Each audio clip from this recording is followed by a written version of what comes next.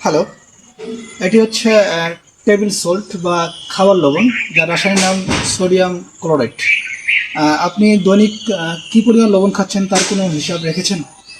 বিশ্ব স্বাস্থ্য সংস্থার মতে যে একজন মানুষ দৈনিক 2 থেকে 5 গ্রাম লবণ খাওয়া প্রয়োজন, কিন্তু অনেকেই এই লবণ অতিরিক্ত পরিমাণে খেয়ে থাকেন। এমনিতে ভাতের মধ্যে, তরকারির মধ্যে, সবজির মধ্যে লবণ রয়েছে। তাছাড়াও বিভিন্ন টক জাতীয় ফলের সাথে বা খাবারের সাথে বিট লবণ, তারপরে টেস্টিং সল্ট গ্রহণ করেন। বিভিন্ন ধরনের যে মুখরোচক খাবার রয়েছে, অর্থাৎ লুডুস, পাস্তা, চিপস, এগুলোর মধ্যে অতিরিক্ত পরিমাণে লবণ রয়েছে। কদিন আগে একটি সেমিনার হয়েছে, বাংলাদেশ নিরাপদ খাদ্য কর্তৃপক্ষ এর সেমিনার।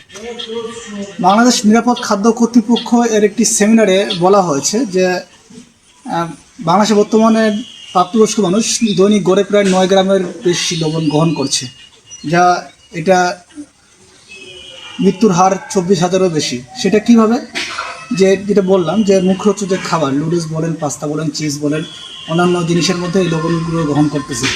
অতিরিক্ত লবণের গ্রহণের ফলে কি হচ্ছে, আমাদের হৃদরোগ বেড়ে যাচ্ছে, প্রেশার বেড়ে যাচ্ছে, রক্ত হার্ট অ্যাটাকের ঝুঁকি বেড়ে যাচ্ছে। এজন্য আমরা সচেতন হব যে খাবারের মধ্যে যে লবণ আছে সেই লবণের জন্য গ্রহণ করি, অতিরিক্ত লবণ গ্রহণ করার থেকে বিরত থাকি, যাতে স্বাভাবিকভাবে সুস্থভাবে জীবনযাপন করতে পারি। এটুকু ছিল লবণ সচেতনতা নিয়ে কথা বলার। ধন্যবাদ, ভালো থাকবেন।